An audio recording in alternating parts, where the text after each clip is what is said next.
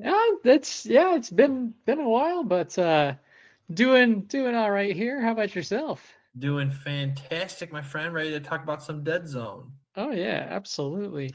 And here we are on Deadzone the Podcast. Boom, boom, just And like I'm that. one of your hosts, Bryan. And I am Scott. Welcome to the Deadzone Podcast. Deadzone is the sci-fi tabletop.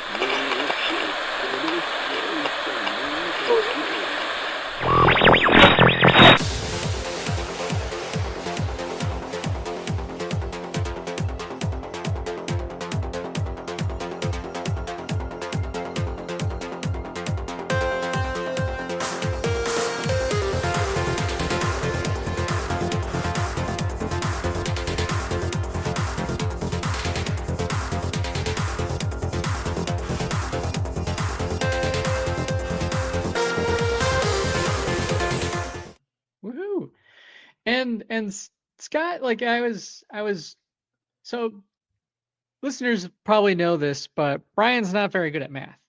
But uh I was looking at the numbers, and September marks the sixth full year, episode 172, but it's the sixth full year that the podcast kind of came under new management, as it were, uh, from when Rick and I inherited the show back on episode 101. We started right around this time of year, so this is the season finale of season 6 for us. Nice. Yeah, and That's awesome. I did some further digging because it had been a minute, and it turns out that the podcast itself, episode 1, came out on September 9th in 2013. So the podcast is like officially 12 years old. That's awesome, man. I mean, that's when I graduated high school. Yeah, I graduated from college the second time because I got a master's.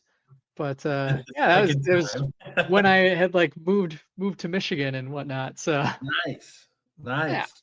And it was fate. After moving to Michigan, we would become Dead Zoners.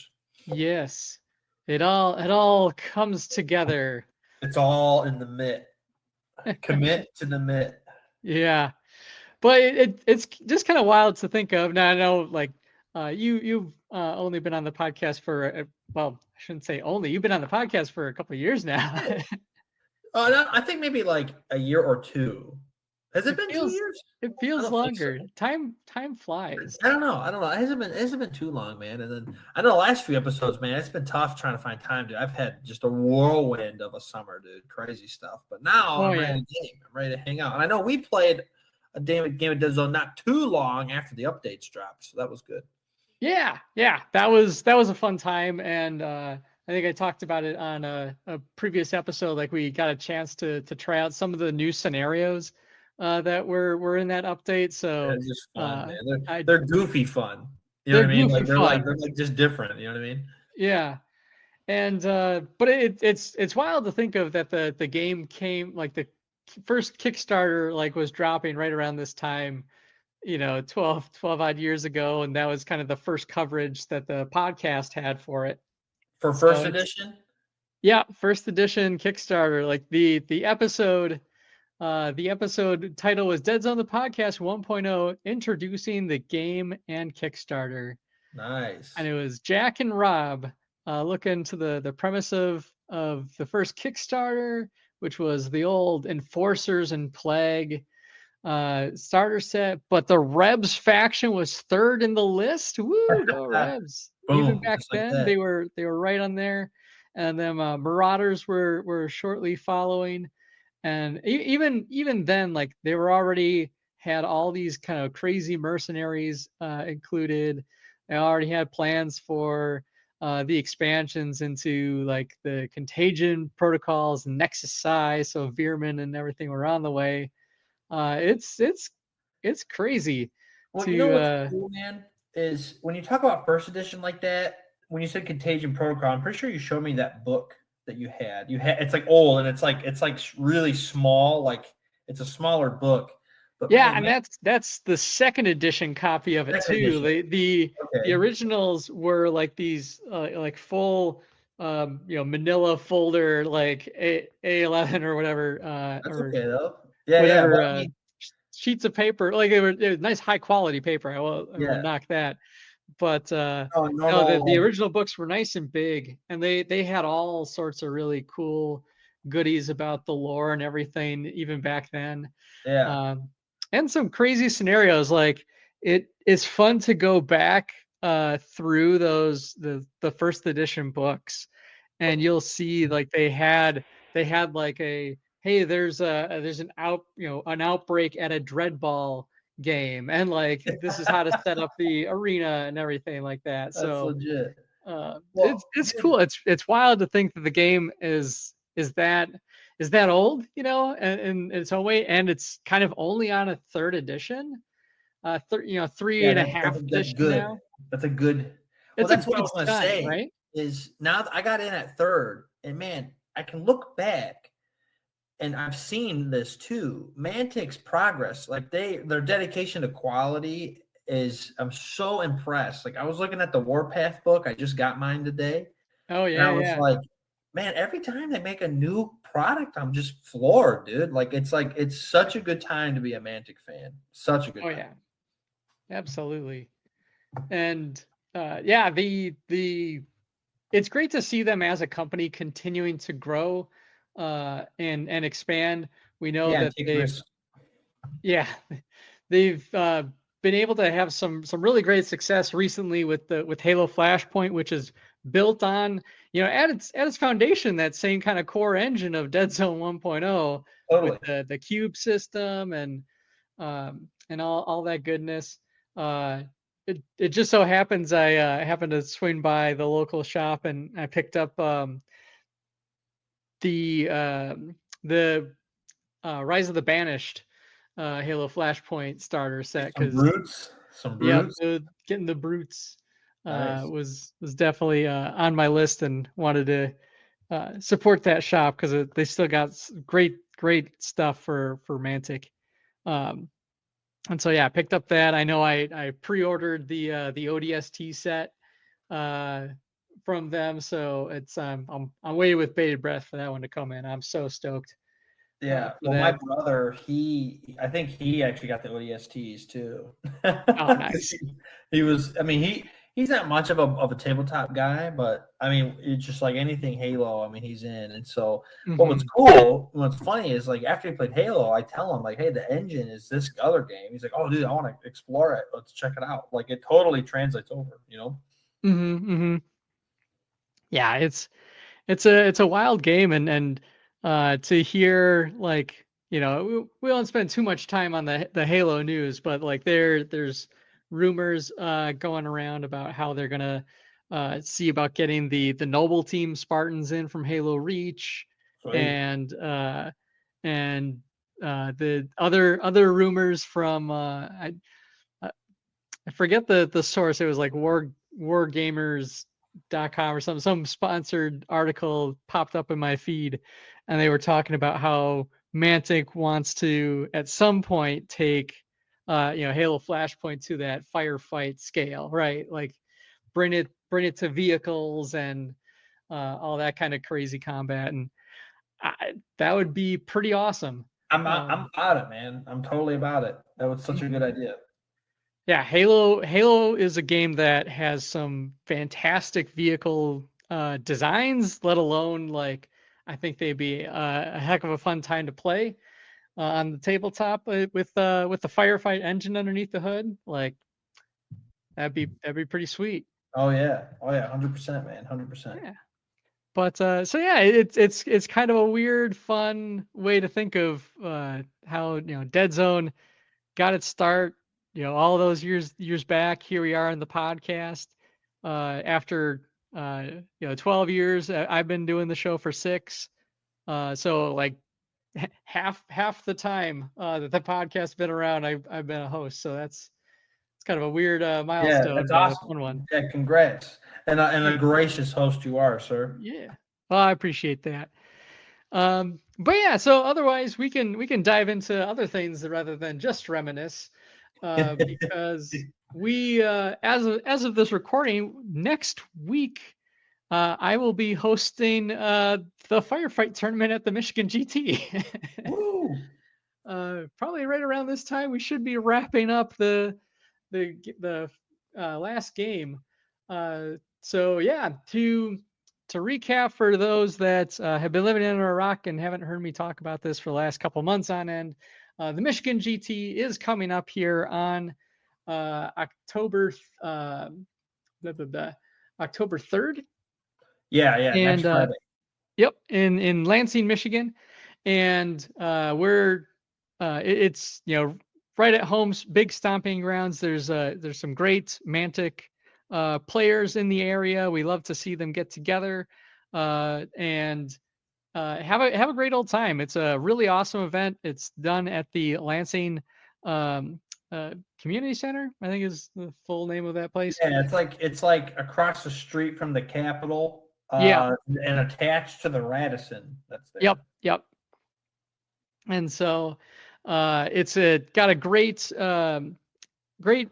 exhibit hall. They usually split it between the Warhammer, the 40Ks and stuff on one section, and then the kind of all the other games in the other section. But it's a really big space. Yeah.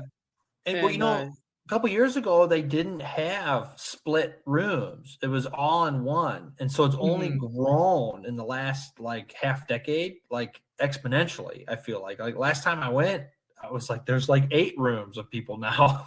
Yeah, it's crazy. Yeah, it's continued to really grow as an event, and that I remember the Michigan GT when it was at there was I can't remember the name of the hotel now. It was like in the like lecture halls in the hotel like in South Lansing, and just right around the AFK games. If you've ever been at that particular game store, it really wasn't too far from where I lived. It just so happens at the time. But that was a venue that they quickly outgrew, and like since they moved to the Lansing Community Center, it's just continued to grow and expand.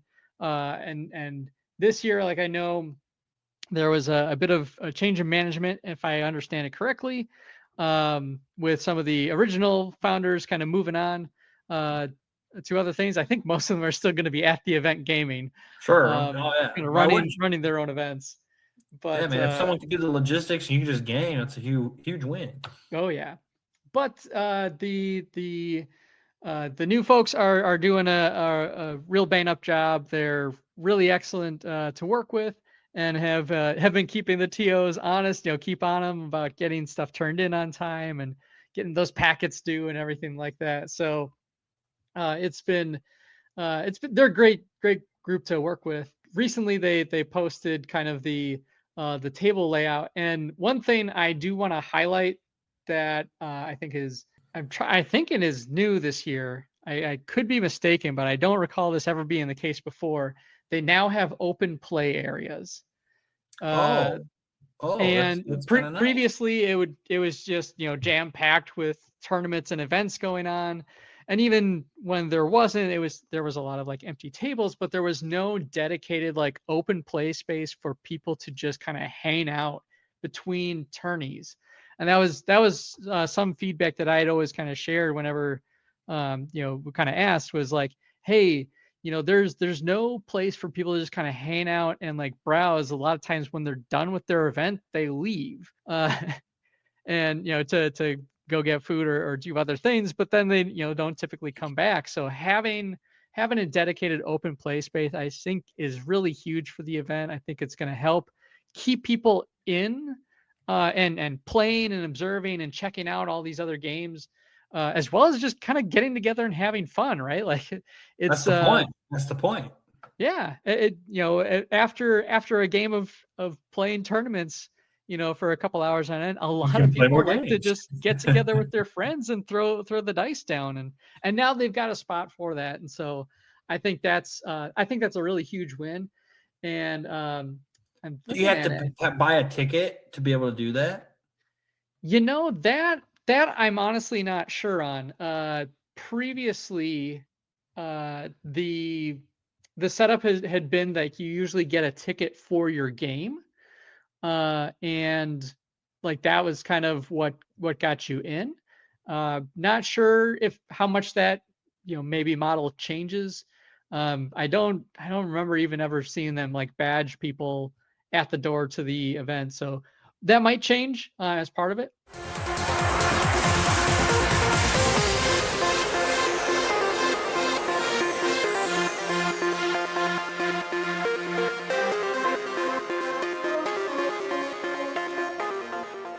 They did also, however, I don't think I shared this screenshot with you, but they have set up the map where previously they had like the vendors kind of inside the gaming hall and kind of tucked away in a corner and along the edges and stuff like that.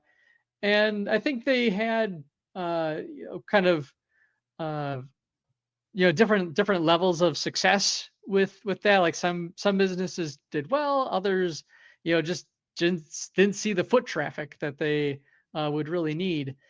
And I'm trying to see if I can pull it up here, but they moved a lot of the vendors out into the hallway now.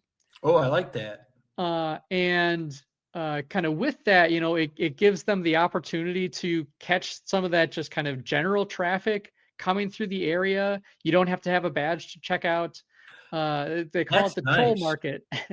No, I like that. They should have been doing that a while ago because I know that when they're tucked in the corner. First of all, that's a lot of space that you could use for games. So I'm sure that's why I made that decision. Yeah. But yeah, I mean, like when you're in that room, you're not traffic anymore.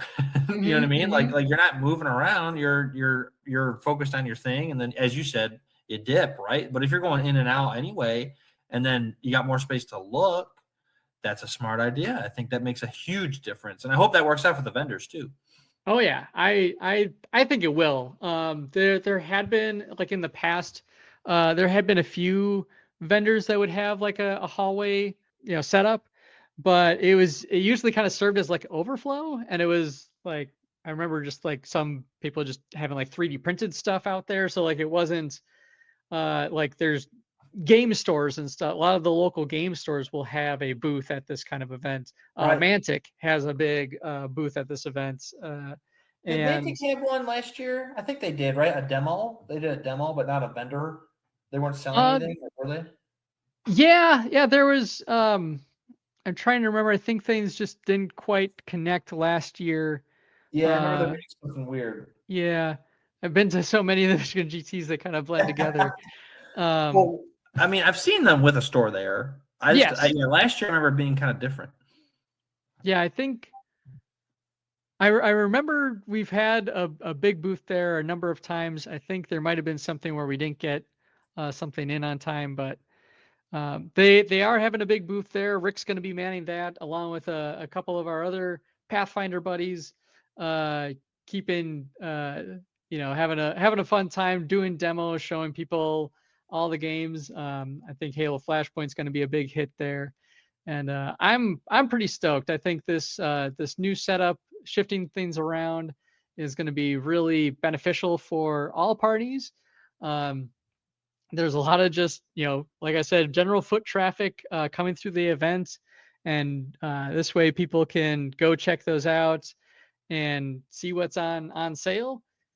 Without having to step into the hall. But if you do step into the hall and if you don't have a tournament going on, hey, you can just pop on down to a little open play area and get some gaming in, or swing by the paint and take. That's an awesome little setup there that the Hoplite Games folks put on. And I'm looking at the map. Wait, what is that? You paint a model and you can take the model? Yeah, basically, it's. I don't know if I can say that it might be incorrect of me to say that it's like co-sponsored by like Wizards of the Coast, but I know the owner from Hoplite Games, a good friend of ours, Rick Talk. We used to actually record in his studio, and he had would get like boxes of. He was the big proponent of the paint and take, and so different vendors and companies would provide just like little D&D minis that are pre-primed and everything, and it's just a go there. There's like Army Painter offers like a bunch of speed paints. I'm thinking there's probably other paint vendors as well, brushes and everything are right there, so you can just plop down, grab a mini, grab some paint, and paint it up right there. Had a fun old time doing that, like in between games and stuff. Yeah. No, that sounds like a blast, to be honest, man. And I'm also looking at, I think I see TCG Arena on here. Yeah. Now. So I think we're expanding into trading card games. Which I was curious about that. I don't know if probably Magic is going to be there, but I saw Flesh and Blood too. I like that game actually. So I was like, yeah, that's pretty legit. Like, I mean, it never was actually, exclusively war games, right? It was just Michigan Games Tournament. So I mean, play whatever you want. Yeah. It's looks like it might be Flesh and Blood, might be the main events at those areas, but I imagine getting the trading card folks in to do some tournaments, I think is not a bad plan at all.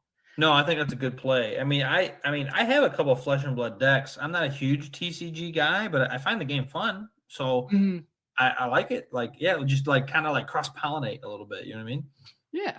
And all of us start somewhere. And I mean, I remember it's kind of funny. I remember picking up Magic decks way back in the mid to late 90s, and I still have some of them.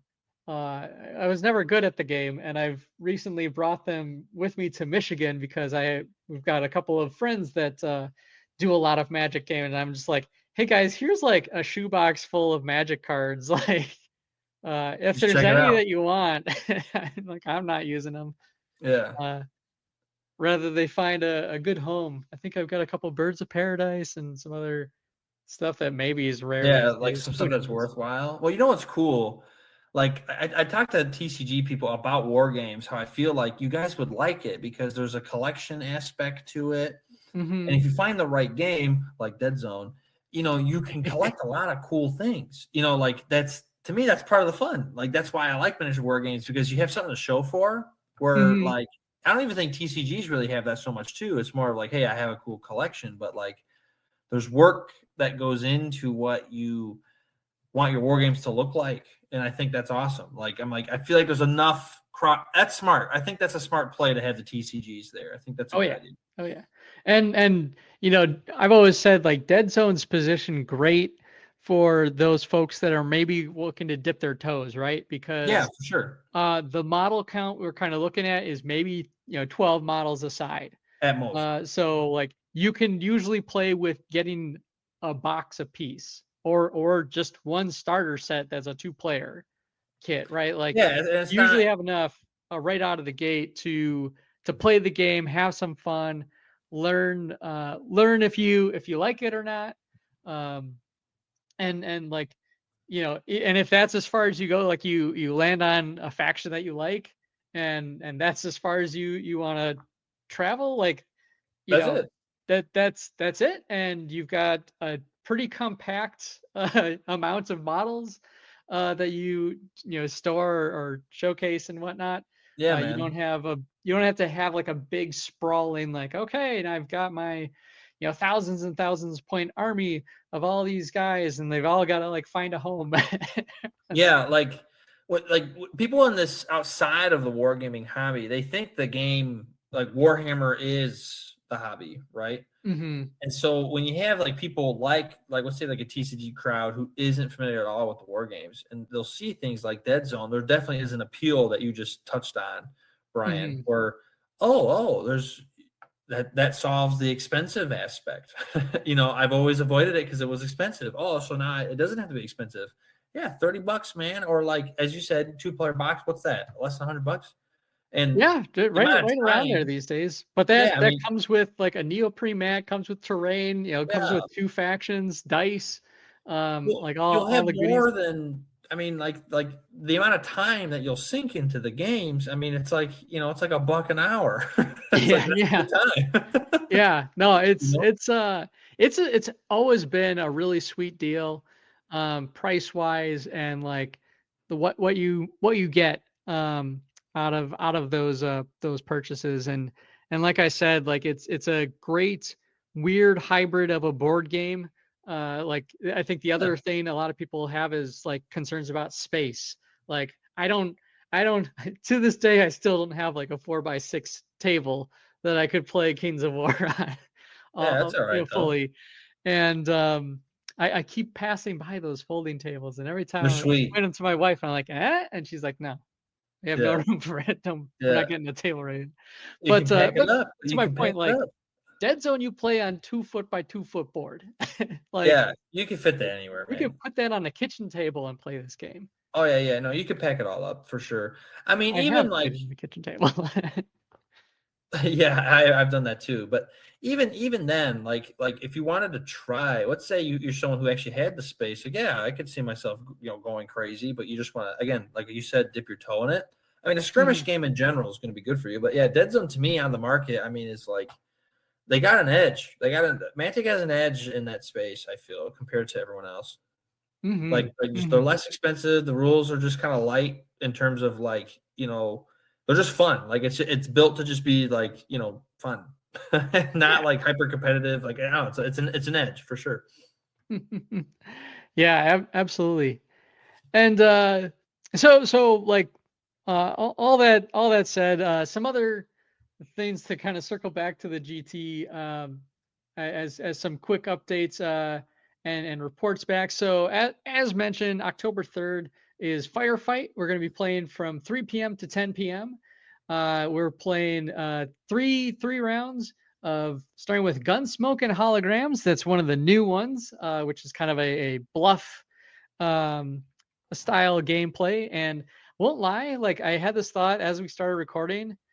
If I'm crazy enough and have enough time, I think I'm gonna try to make some custom Deadzone the Podcast bluff tokens to give That'd be out pretty sweet. because I That'd be think pretty that would be a sweet. whole lot of fun. I like that. Like just 3D print them? my printer can print those things off real nice. So I just gotta. Even if you don't have the time, the printer does, man. Yeah. So you can just send it away, So I'll look into that. Might be able to throw something together real quick. But otherwise, we're also doing manpower and control. And so and admittedly, I kind of mixed them up in my head. One is kind of control, I believe, is the area, like carving the map up into quadrants and having people sitting on them. And then the other one, manpower, is more objectives placed kind of near around the center line, and having units control those objectives as you move up the field. And yeah, like right now, like when they closed the pre-reg, we wound up with 11 players for Firefight. Nice. Which is, I think, the most we've had for this event at the Michigan GT. We've had might have close to that. It's trying to remember. We've had a number of years where we have some really decent numbers, and so it's really great to see the community come out to play. I know we've had a new batch of Firefight gamers down in like the Ypsilanti area. So shout out to you guys. Hope to see you there. And yeah, so that's pretty exciting. Yeah, that's awesome. Yeah, 11's a good time. Are you the ringer then? So I'm probably going to be putting out the call to some of my other friends that might be hanging out that day to see if anyone wants to be the ringer. Well, you know what, man? Maybe I should be, to be honest. Maybe I should be. We'll have to coordinate, because I'm still in the air what I can like swing, but like, dude, I'm down. If like that might be fun. Yeah, no, absolutely. Like you're more than welcome to be the ringer. I'll kind of put together plans just in case things don't connect, but okay. Happy to have you. It's always a blast to get some of the gamers together. I don't know if your other buddy was planning to attend either, but the more the merrier. I think I got a couple everybody's just buddies. I got a couple buddies now that are in the Mantic universe at this point. Ooh. So I keep bringing different Mantic buddies with me, and so I might have a new guy coming with me this time, but we'll see. Awesome. Perfect. Always bring a friend to these events, as I say. That's just how it is. You'll make one, but always bring one. Yes. And they'll make one too. Then you leave with double. You That's multiplied. All right. So so that's Friday night, October 4th. As mentioned previously, 8 to 6 p.m. is the Kings of War Grand Prix. So big, the Michigan GT Kings of War event. It's always a blast. Great people playing. They have some really fun spin on their tourney. It often involves having like one dedicated model who is a unique chariot.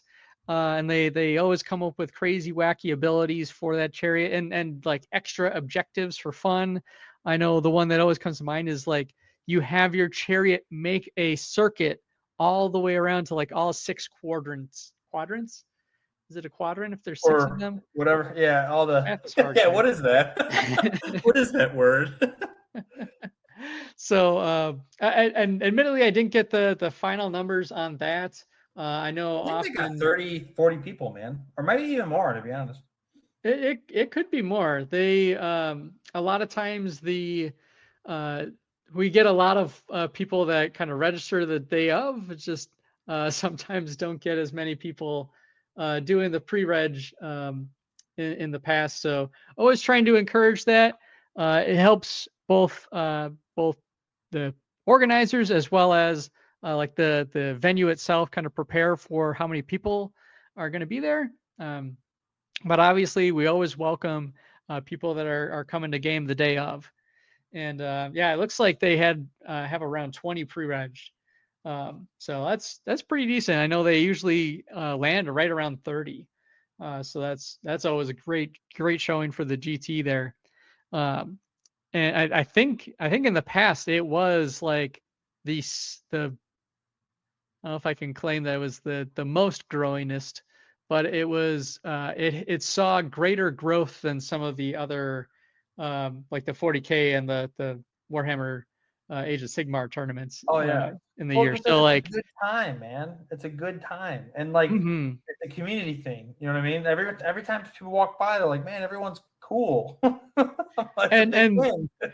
And I love like some of the folks that have come. Like you always get to see some really crazy Kings of War armies.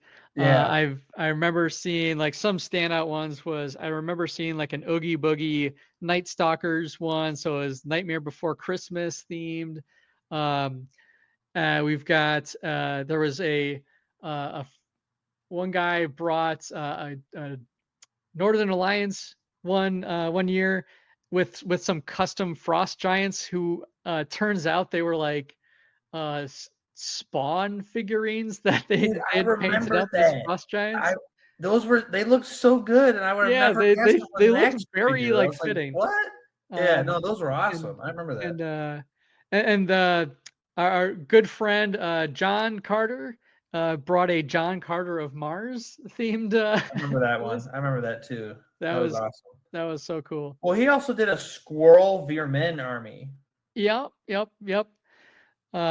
played in a firefight that year. That's right, and he brought a Squirrel Veermen army. It was pretty awesome. I'm not gonna lie, it's pretty awesome. And it just so happens, like so many of these, it just like so happens that Mantic always seems to announce like their latest update or beta stuff like goes out right before the Michigan GT. So we're typically, I don't think this year we can say we are, but we're typically one of the first major events that has new rules to play. So we get to be the first on a couple of these. What you mean, like the command protocols? Yeah, like when the command protocols came out, like people were getting their books at the Michigan GT.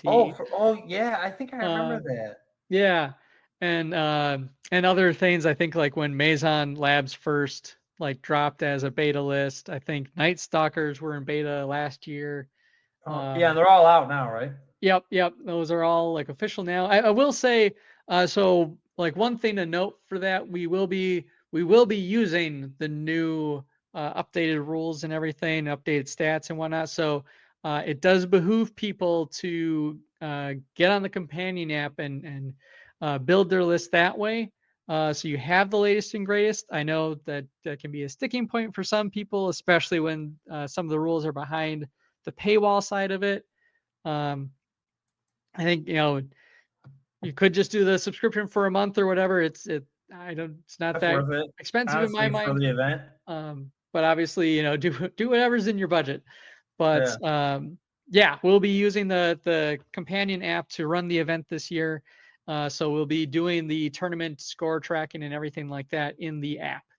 Not my first time using it, but it's the first time since it came out with that feature that I'm going back to it.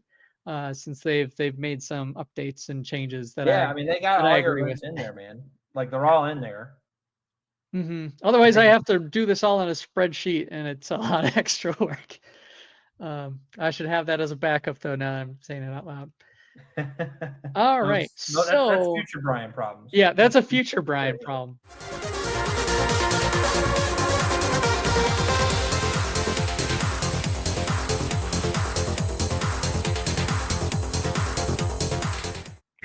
So this is the part where I would say also at 8 a.m. We were going to have a Dreadball event. Oh. Sadly, we did not get enough players registered to play. So we had to cancel the event. I know some of the folks I was kind of hoping were going to make it wound up not being able to, which is a shame. All that to say, I am planning to have my Dreadball stuff, and there's an open play area. So if you were chomping at the bit to play Dreadball and just didn't get that pre-reg in time, fear not. I will be there with some Dreadball on hand, so we can celebrate the coming of the Dreadball All Stars, and hopefully just have some fun throwing D6s at each other. Sounds like a good time. But also, like there is that part of me. It's like, oh, at least I don't have to paint up a whole bunch of Dreadball teams now, like I was originally thinking. It's like, oh yeah, it's just 2 or 3 odd teams. That'd be easy to paint up, and they're still sitting white primered, like I'm not moving. My life these days, man. So sadly, no Dreadball officially at the tourney, but obviously I am happy to help facilitate anyone that would like to play. So just look for the guy in the, I guess I probably have a Mantic hat on as opposed to my Deadzone the Podcast one. I might be switching them throughout the day. Do they have Mantic trucker hats? So we had some fellow Pathfinder Blake, who runs the Michigan GT or the Grand Prix, the Kings of War event. I think they had them some specialty made.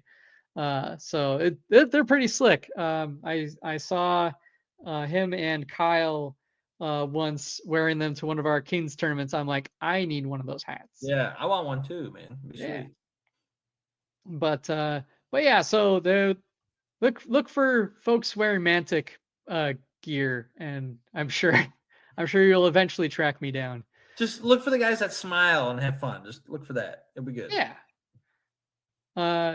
So apart from that, so at 10 to kind of get us back on schedule and moving things forward, at 10 is the Halo Flashpoint tournament. We heard from Troy Berryhill, the TO of that event, reported on it last time. So a really great guy, going to have a really fun tournament. I did, and I'll talk about this later, I did get some special terrain painted up for that event that I'm pretty excited to share with folks. Nice. As like the one hobby thing I got done in recent memory. In a crunch. Yep. And then at 4 p.m., we have Deadzone. And Deadzone, right now we're landing right around 6 players. And we've got 4 games lined up: Hack the Mainframe, Scour, Divide and Conquer, and Invade. And now, Nice. Hack the Mainframe is one of those new ones, so make sure you check out the rules on that.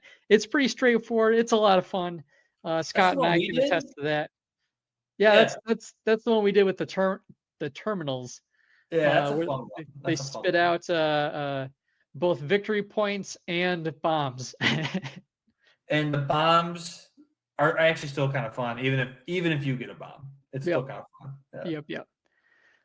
So I'll have to see. I'm pretty sure I have enough terminals painted up, but I'll have to dig out my my Star Saga, my copy of Star Saga, and probably the Advent calendar that I had, the pest control. You 'Cause love that there was a thing, whole man. bunch of terminals in that. But I should have enough. That'll be a fun time. And then so that kind of rounds out Saturday. There's hints that there are going to be some special guests and I don't know if announcements is the right word, but Rick has been hinting that there is going to be some special stuff going on for the Mantic folks in particular at this event. So even if you're maybe not playing in the tournaments, I don't know why you wouldn't, but if you're fans of Mantic and just want to stop by on a nice weekend, I highly recommend doing so because there might be some fun goodies that are maybe exclusively available for right now. And yeah, and then Sunday rounds out with the second half of the Kings of War. They do 2 days, so with 5 games total. Yeah. Okay, so that's 4 Mantic games in the hall over the weekend. Yep. Okay. Pretty sure. Trying to think if I left anything out. Yeah, just those 4. Yeah. Let me see. Which is sweet. Those are the ones like I'm really keyed in on. I guess I'd say. No, I think that would make sense if that's everything that's going on. But Yep. I mean, that's a pretty significant. I mean, that's a lot of people, man, that are representing Deadzone, Mantic. Firefight, Halo, Kings of War. Yep. That's awesome. Those. And yeah, and we used to run Armada in the past. That one never really caught hold in this particular region. I know there's people that absolutely love Armada. I find it a really fun time. It's not a core game that I play a lot of, but it's there's so many great games in the Mantic. Yeah, just choose your thing. Case, choose the thing you want. Sometimes the challenge is we have to limit ourselves on time as well. But I am kind of toying with the idea, like considering the situation with the Dreadball event. I am kind of toying with the idea of the firefight with the amount of people that we see coming to play that every year. I'm really thinking of expanding it to be a 2-day event, and That would be cool. doing like Friday night, maybe 2, maybe 3 games, and then picking up on the early half of Saturday to round out that firefight event, and then knock do it out by Deadzone in lunch. the evening. Yeah, that's a good idea. I mean, firefight, I think is awesome, man. I mean, I love firefight. I've played a lot of it, but yeah, I would love that, man. I think that would be sweet. Alternatively, like we could really make it a kind of an all-day firefight event and do like Deadzone kind of on the Friday night. I know it's always juggling players, right? You always want to try to get as many people as possible into these things, and we're always monitoring the overlap, right? Yeah. Like, you always have to keep tabs on that. Well, I remember one year my Kings of War bled into Deadzone, and then Deadzone was waiting for me to wrap up Kings of War. I felt so bad. Like, I'm sorry, my game's not done. Yeah, that's always tricky to especially to pull off the Iron Man on going to some of these events that are literally back to back. Dude, your brain is fried, but it's a good workout. It's a good workout for your brain. All right. So with that, we're gonna take that quick pause and pop on over to the hobby table.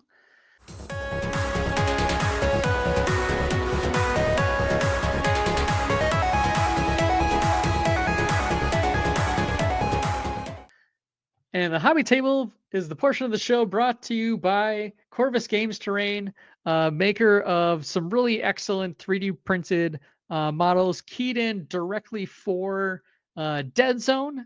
They just also recently put out a new Kickstarter. I think it's wrapping up as this episode is going to be airing, around a paint pal kit. So they have a line dedicated to travel paint kits and plastic made paint trays and racks and everything like that.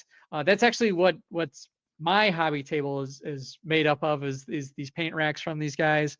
I've got a little travel case that I keep all my on my little TV tray that I take when I'm painting upstairs and whatnot.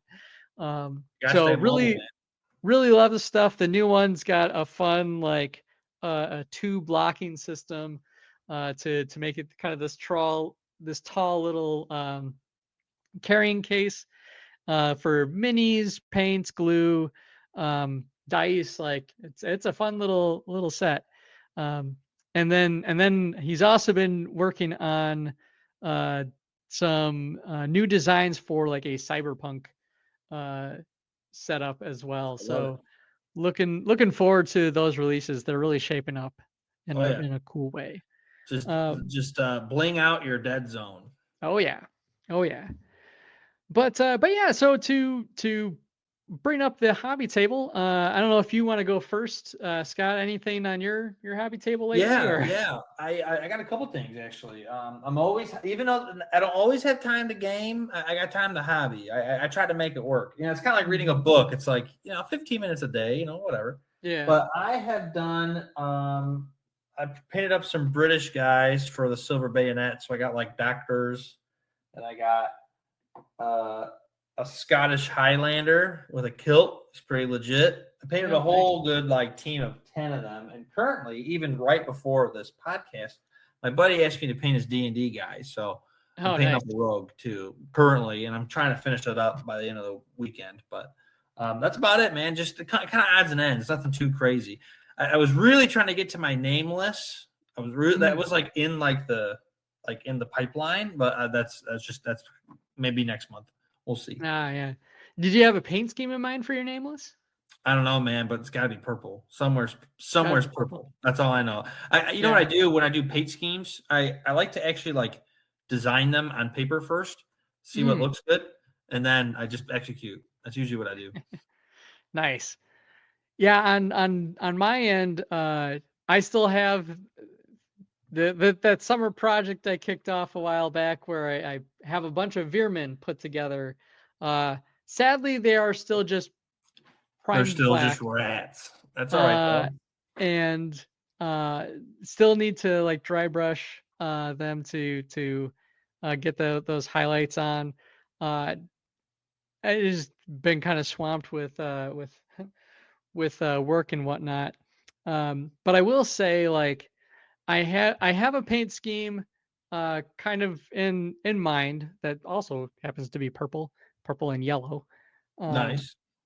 But I have been toying with the idea of there's a paint style that a lot of people have used in the past especially for kind of horror themed things, where it's kind of black and white with a splash of color.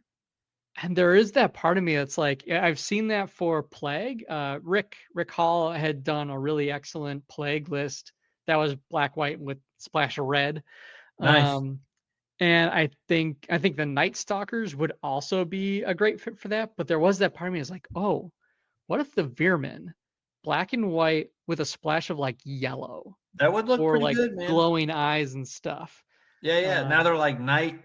Rats, I just kind of thought, you know what? I like the paint scheme I kind of had in mind, but I'm also that would be kind of cool and kind of easy. Do you have an airbrush? I do not have an airbrush. That's Okay. probably the biggest downside of that. So No. I mean, you could still do it without an airbrush, but yeah, I mean, I feel like you could blend really fast with an airbrush that way. That'd be pretty cool. Yeah. Well, yeah, with an airbrush, it would be like I'd probably get the dry brush, like the black and white on just fine, and then just boop, Just a little splash pop. yellow, Yeah. splash yellow. Yeah, But in this case, maybe it'll just be like a little bit of dry brush of yellow. I love it. Yeah. So might do that. Might be a nice quick way to get that list painted up. And I can always go back to a purple scheme later, I guess. There's plenty of rats in the Do both, the man. nest. 2 armies. Yeah. But the other thing I've really been kind of focusing on is terrain, because anytime I've got a tournament coming up, I'm always like scrambling to say, oh man, do I have enough terrain painted? You think at some point I would have enough, but strangely, it never seems to be the case. Your terrain gets passed around too, man. So for all you know, it's at someone's house. I mean, I know my terrain's at Rick's house right now. I still haven't had a chance to pick it up from Adepticon. He's been hanging on to it. Okay, you know what's funny? So, because I know you tossed that around, and Adepticon is what came up. I was watching Dreadpath Zone during a tournament in Adepticon, and I was like, "Wait, that's Brian's terrain!" Like in the YouTube video. It's like, famous. Wait a minute. Yeah. But what I did do is there's a really fun STL set out there right now that's Halo themed called Higher Ground. Nice. And it's set up for Halo Flashpoint. It is someone's take on 3D printing, or 3D styling, like Halo maps into the Halo Flashpoint scene. So it's this neat little setup where there's like a bunker at one side, an elevated bunker at another, and this elevated walkway across the middle, and stuff like that. And it's really fun to play on, and it really sells that classic like Halo multiplayer thing. I like so that. I'm going to be bringing that to the Michigan GT for the Halo Flashpoint players, and Troy's going to be having that set up. I'll defer to him on who he wants to put on that table. But hopefully I've kind of rebalanced some of the design to have a little bit more even terrain distribution. But that should be a fun time. I had a lot of fun painting it up. I did a lot of experimenting with using a sponge to put kind of get those layers of like a cement. So it's like a lot of different grays kind of overlaid on top of one another. I like that. It was kind of the first time I'd used the sponging technique like that, and I think it turned out more or less successful. I'd say. Yeah. Oh, yeah. There was that part of me that looked at it as like, man, there's a lot of gray on this. But I did put like, one of the bunkers has a blue coloration, like a blue stripe on it. There's another bunker that's got a red stripe. Some of the central pieces have a nice yellow stripe, so there's nice primary colors kind of going throughout the map. I think people have a fun time playing it. I really like how it turned out. Considering I had to like jam through it in a quick turnaround. But yeah, I'm really stoked for that. And then I'm also working on for many years now for the firefight tournament. I've had to borrow hills from Mike Carter, who does the Kings of War, like brings a lot of the Kings of War terrain, and he showed me a while back how to 3D print them in a way that makes them really light and hollow and whatnot, using vase mode, VASE, with a 3D printer. And so using models that are made for Armada Islands, and it's just like print those in this upside down fashion, and you flip them over, now you've got a hill. Perfect. So I'm printing off a couple of those. I'm gonna see if I can make them look better than the last batch I did, which was just spray painted. So maybe I'll do more of this kind of sponging and get maybe some extra like flock or texture or something on there to liven them What up. color do you spray paint them? I just did like gray. Okay. And then But I think what I need to do is put like a little grit on them. I was say, just give us some texture. You're Yeah, probably I think I just need some texture on it. And yeah. Or you could get that man, I wish I had it. I just ran out. That acrylic Vallejo like texture schmutz. You know what I'm talking about? I think so. I think I do have or like some of that kind of this. gritty powder stuff. I mean, I also have like I've got an army painter like kit for like flock and stuff like that. Nice. I can probably leverage. I've got a whole bunch of like gravel. I could probably just Hey, I got stuff too, man. If you want to just use it, because like I don't need it. I got a bunch of stuff I can give you. Yeah. So we'll see if I what I can throw together for that real quick, because obviously the tournament's in a week and I'm gonna be busy most of this weekend. So we'll see how they turn out. Hopefully I can just throw something together quick and get them out the door. But yeah. So I think as always, scrambling till the last minute. But that's how we roll. My hobby table. That's how we roll, man. We do it for the fun. Yeah, and that's a capper on 6 years on the show for me, 12 for the podcast as a whole. Wow, nice. it's amazing, crazy to think of. Well, that's just the dedication, man, and just it's the love for the game, and community and people, Yeah, the love of the game, the community around it has always been something that's drawn me to this game. I love doing the podcast. And always trying to think of crazy ways to make it better or more fun. Always open to suggestions if people have some thoughts. I know I always get over ambitious with the things I think would be neat to do. So I try to put a whole bunch of stuff onto the board and maybe get one done. But that's just kind of the way of things. But no, it's been an absolute blast doing the show for so many years. I'm saying that we're going to keep the good times rolling. I'd say. Let's keep it going to another 12 years. To another 12 years. My wife is like, "Oh no." Oh man. Man. But thank you all for checking out the show and for keeping us going, and in your own way. It's the listeners and knowing that people enjoy what we put out there that makes the show special to us. We always really appreciate the support, and if you haven't yet, please give that show a like, subscribe, follow us on all those social media platforms. There's so many out there. Who can count them all? Don't do a great job of keeping them posting things, but they're out there, and every little bit kind of helps support the things to come. So with that, I've been Bryan, and I'm Scott. Have a good night, everybody. See you at the Michigan GT.